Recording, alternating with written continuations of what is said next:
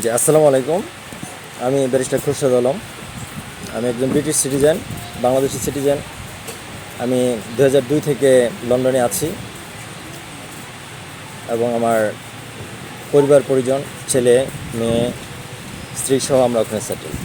আমি দেশে আসছি ছুটিতে 1 মাসের জন্য, 1 তারিখ চলে যাব।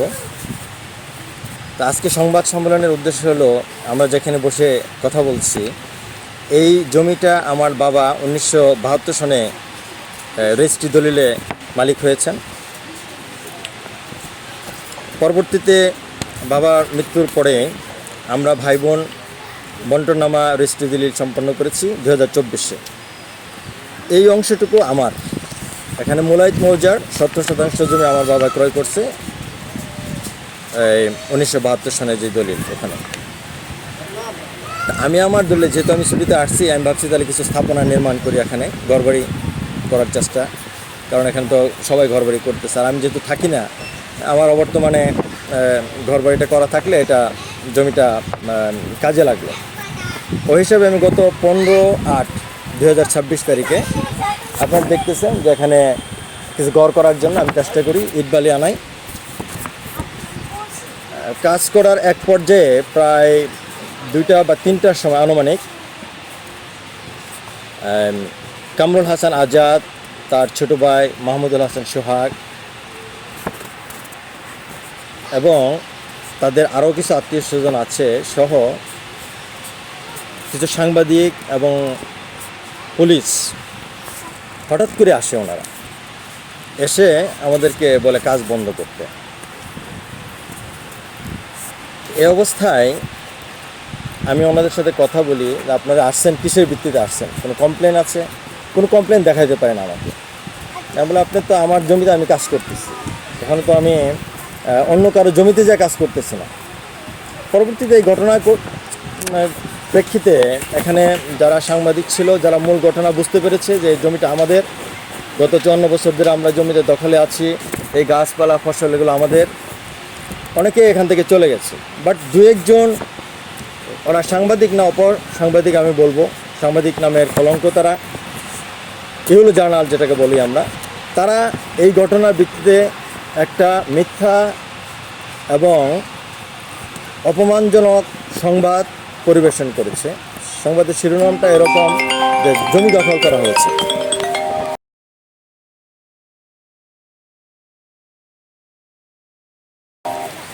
জোর করে জমি দখল। তো জোর করে জমি দখল তো তখনই হবে যখন জমির মালিকানা কারো না থাকে, সত্ত্ব না থাকে। যদি অন্য কোনো জমিতে আসে চেষ্টা করে, সেটা হলো জমি দখলের চেষ্টা। তা আমার জমিতে তো দলিল আমার 1972 সন থেকে আমার বাবা খারিজ করে গেছেন।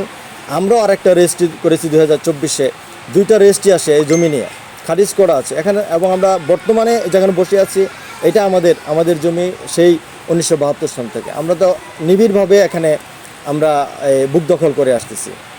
এই কামরুল হাসান আজাদ এবং সোহাগের বাবা জীবিত ছিল, আমার বাবা জীবিত ছিল। তাদের জীবদ্দশায় কোনোদিন তারা এই জমির ব্যাপারে কোনো দাবি দেওয়া করে নাই, কোনো কোর্টে মামলা করে নাই, কোনো থানায়ও তারা কোনো কমপ্লেন করে নাই। এবং যেই জমি, মূল জমি যেটা হস্তান্তর হয়েছে, হাজী ইমান আলী সাহেব বিক্রি করেছেন, সেখানে কামরুল হাসান আজাদের বাবা ওই জমিতে একজন সাক্ষী ছিল। এবং এটাও বাংলাদেশ এভিডেন্স অ্যাক্ট 1872-এর 115 ধারা অনুযায়ী স্টপেল। যদি কেউ কোনো তার কার্যক্রম ধারা এরকম কিছু আরেকজনকে বিশ্বাস করায় যে এটাতে তার যে রাইট আছে সেটা সে ছেড়ে দিয়েছে, পরবর্তীতে সে তার কথার বিপরীতে কাজ করতে পারবে না। এটা আইন সিদ্ধ, আইনে পড়বে এটা। এই যে অনেকে বলতেছে সাইন তো যে কেউ করতে পারে না, কিন্তু যখন কুওনার যখন এরকম পৈতৃক ওয়ারিশদার যারা আছে, তারা যদি কোনো জমিতে সাক্ষী হয়, তখন তার যে দাবি সে সেটা ছেড়ে দিয়েছে, এটা আইন দ্বারা সেটাই প্রমাণিত হবে। কাজে তাদের যে দাবি এখানে কোনোভাবেই টিকবে না। আর তারা বলতেছে এখানে জমি 76%, আমরা মালিক হলো 17%। বাকি জমি কোথায়? তারা কি সেটা কখনো বের করার চেষ্টা করেছে? কখনো করে নাই। তা আমার প্রথম প্রতিবাদটা হলো, এই যে সংবাদ পরিবেশন করা হয়েছে, মিথ্যা সংবাদ, যে জোর দখলের চেষ্টা, এটা একটা অপসাংবাদিকতার আমি বলবো জ্বলন্ত উদাহরণ। এবং আমাকে কিন্তু সামাজিকভাবে প্রতিপন্ন করা হয়েছে। যেহেতু আমি একজন ব্যারিস্টার, ইউকেতে প্র্যাকটিস করি, বাংলাদেশ সুপ্রিম কোর্টেও আমি অ্যাডভোকেট। তা আমি মনে করি এর মাধ্যমে আমার সামাজিক যে সুনাম, অনেকে হয়তো বা ভাববে যে কী ব্যাপার, তাদের তো কোনো স্টেটমেন্ট নাই, তারা যেটা বলতেছে সেটাই হয়তো বা সত্য, জমি দখল করছে ব্যারিস্টার সাহেব এসে, কিন্তু সেটা তো একেবারেই আপনারা দেখতেছেন। এবং এলাকার যে কোনো মানুষের কাছে জিজ্ঞেস করবেন, তারা জানে এটা কার জমি, কারা এত বছর ধরে দখল করে আছে। এরকম একটা মিথ্যা সংবাদ যারা প্রচার করছে, এটা আমি তীব্র নিন্দা ও প্রতিবাদ জানাচ্ছি। এই সংবাদের সাথে তার আরও একটা সংবাদ জয়েন করেছে, একজন এমপির নাম তারা এখানে ইউজ করেছে। সেটাও এই এমপির এই সুনাম এবং তার বিরুদ্ধে একটা কুচক্র মহল আছে, তাকে সামাজিকভাবে এবং তার যেই পদবি আছে এমপি পোস্ট, সে থেকে কলঙ্কিত করার জন্যে অপচেষ্টা, আমি বলবো অপচেষ্টা করা হয়েছে এখানে। আমি যেহেতু দেশে থাকি না, দেশের বাইরে থাকি, তো আমি দেশে আসলে সবার সাথে যোগাযোগ করি, কন্ট্যাক্ট করি। আর এমপি সাহেব যদি আমার আত্মীয় হয়, আমি তার সাথে আমার প্রয়োজনে যোগাযোগ করতেই পারি, এতে তো কোনো ক্ষতি নেই। উনি তো বলে নাই তুমি জমি দখল করো, আর জমি তো দখলের প্রশ্ন আসে না, যেহেতু জমির মালিকানাই আমার, এখন দখলের কোথায় প্রশ্নটা আসতেছে? আমি তো দখল করবো যদি আমি অন্য কারো জমিতে যাই, এটা আমার জমি 54 বছর ধরে আমি এখানে বুক দখলে আছি। এই যে এখানে সাংবাদিক এখানে এটা আমার জমিতে করতেছি আমি, আপনারা দেখেন এই জমিতে আমরা কাজ করতে যাচ্ছিলাম। তখন এমপির কথা বলাটাও এটা আমি মনে একটু দুর্বিসন্ধিমূলক। এবং ওখানে যারা সাংবাদিক আসছিল, অনেকেই কিন্তু সত্য জানার পরে তারা রিপোর্ট করে নাই।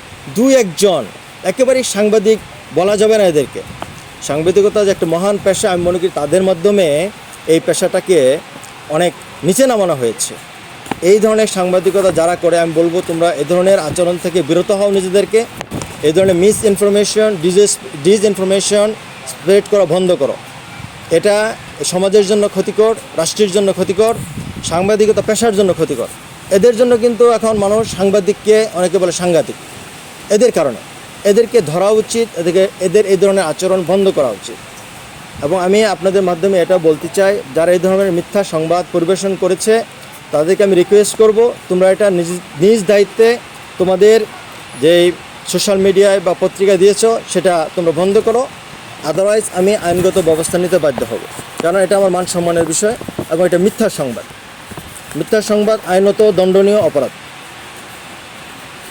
আমি এটুকুই বলতে চাই আজকের সংবাদ সম্মেলনের মাধ্যমে। আপনাদের কোনো কোশ্চেন থাকলে বলতে পারেন। তারা কখনোই বুক দখলে ছিল না, তার বাবাও বুক দখলে ছিল না।